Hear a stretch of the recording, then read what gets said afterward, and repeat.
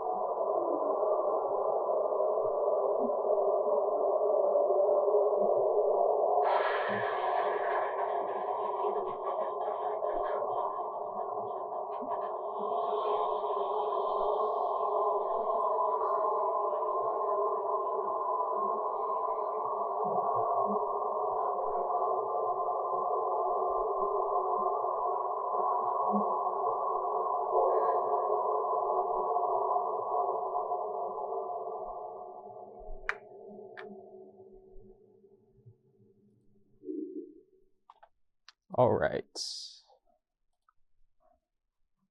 So that video was although it's a dramatization of the events that happened, it was actually animated and created by a person who actually lived through those events. The problem currently is that rapid advancements in high-tech weapons are making threats harder to predict and to control.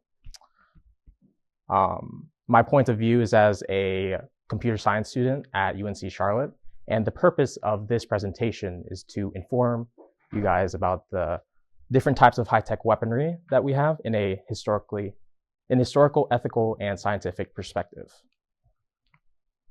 Before I start, I have a few definitions if anyone wants to read it. No? High technology. Any technology requiring the most Sophisticated scientific equipment and advanced engineering techniques. That is microelectronics, data processing, genetic engineering, and telecommunications. Yes, so an example of these are currently would be AI, AR technology, VR technology. Would anyone want to read the next one? John? Weaponry is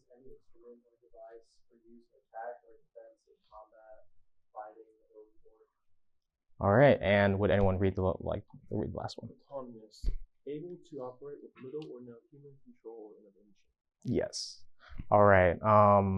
So does or can anyone think of any high-tech weapons right now? John.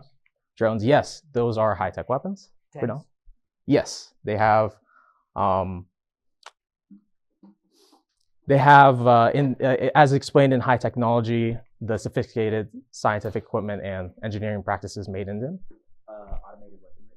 Yes, killer robots. That's what we recently called them. So, for drones, to show the advancement of high-tech weapons, the top image is an example of the MQ-1 Predator drone, which was built in 1995. And most recently, we have the MQ-9 Reaper drone right here, made in 2007. So to show the advancement, I provided the range and payload of these two drones. The Predator has a range of 770 miles, while the Reaper drone has a range of 1,150. And as you can see, the differences in payload is almost more than 9 times, 450 pounds of payload versus 3,750. Next, I have an example, the bottom left image, of the Integrated Visual Augmentation System, IVAS. It's a AR technology that the military has been introducing to its troops. Essentially, it allows you to designate areas, and a commander could overlay an enemy onto it, and the soldier could actually see it. And the last two things, lethal autonomous weapon systems. You guys would know it as killer robots. So it's a weapon system that has the ability to autonomously, or has the ability to essentially make its own decisions. And lastly, nuclear weapons. Although the technology, the nuke part of it itself is relatively older now, like 50 years, the payload, or the way we actually send it, is makes it a high technology weapon. And I also have a demonstration to show you about the devastation that a nuclear weapon can cause, and I'd like to compare it for you guys.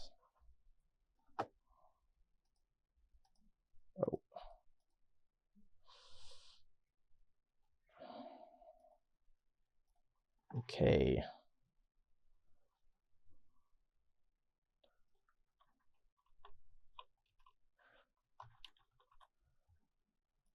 It was linked before, sorry. So to show you guys, or to relate for you guys, I'm from Raleigh, but I will put in the city, Charlotte.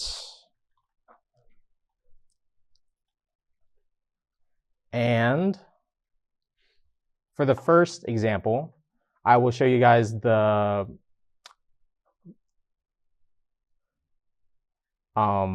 devastation of what the Hiroshima bomb can cause onto Charlotte. So as we can see here, this is downtown Charlotte, and here is a key of what would happen. As you can see, essentially in that tiny area, anything would be tiny, or a yellow area, anything would be vaporized. The green area is the radiation there, and the small gray area would be, I believe, residential buildings would be destroyed. To show the advancement of high-tech weapons, we would use something more recent. So here is the W-80 Tomahawk nuclear weapon. And as you can see, it gets a lot bigger. it could almost, I believe it almost reaches the university if it was hit in downtown. And finally, the largest bomb of all, yes, it is massive. This is the destruction that a nuclear weapon now could cause.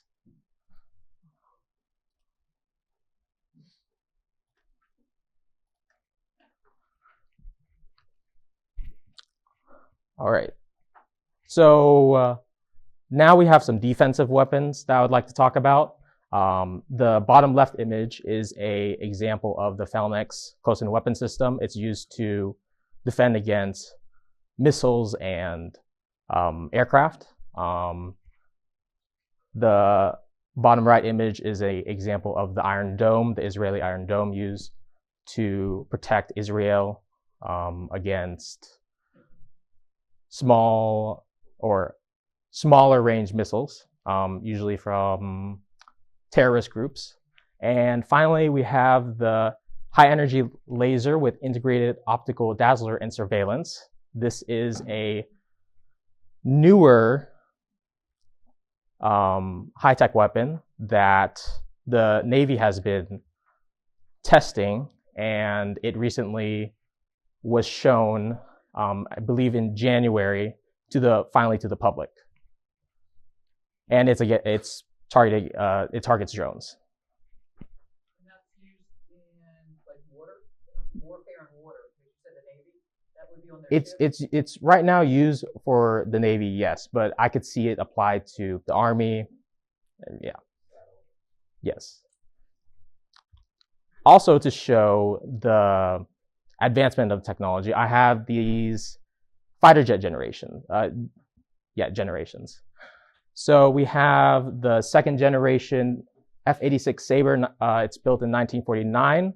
It's transonic, so it means that it just flies under the speed of sound.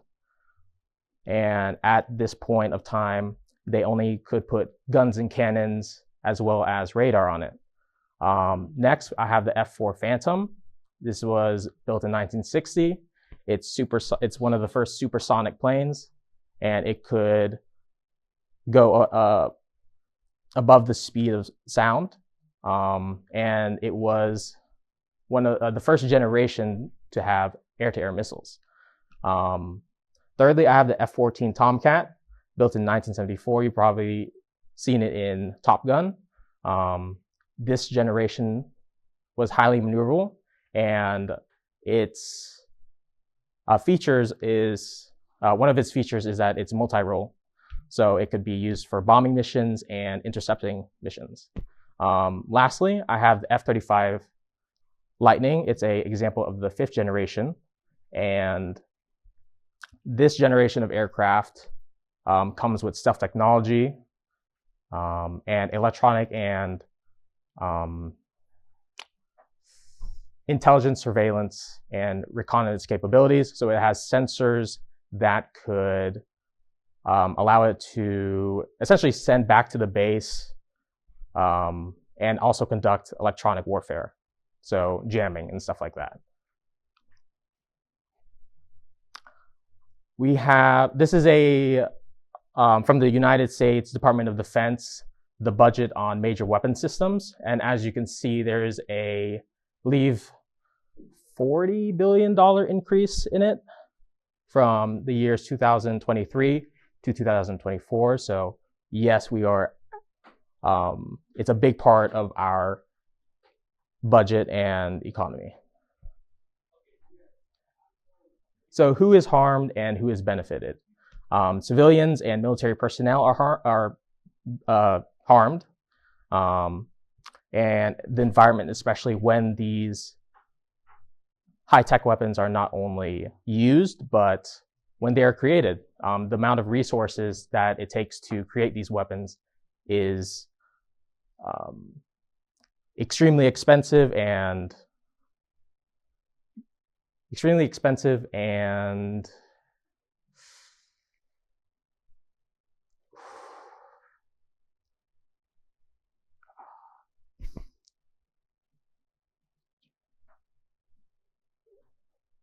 and it's just harmful to the environment.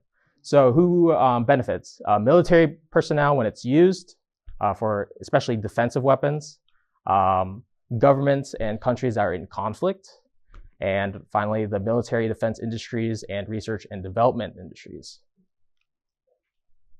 In conclusion, it's important to continue to regulate these high-tech weapons. The 2023 UN resolution on lethal autonomous weapon systems essentially made most of the UN countries made a promise to regulate these industries. And the Terminator picture is what they were regulating, the lethal autonomous weapon systems. Secondly, it's sanctions on countries that break regulations is important. The first example I have of this is South Africa.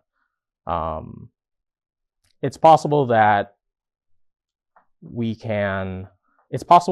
if you put regulations on a country, it's shown, or wait a second.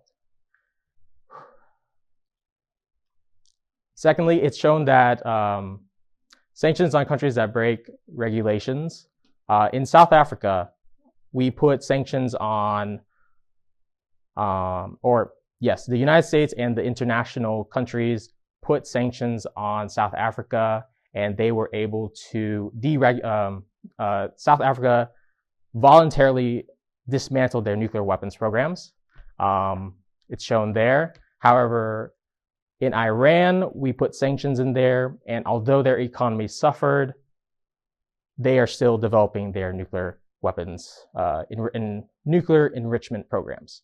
And finally, in North Korea, it was actually the most sanctioned country before Russia started its invasion of the Ukraine, and they have not. It hasn't stopped them at all. They're still developing their nuclear weapons, high-tech weapons. And thank you. That is my presentation.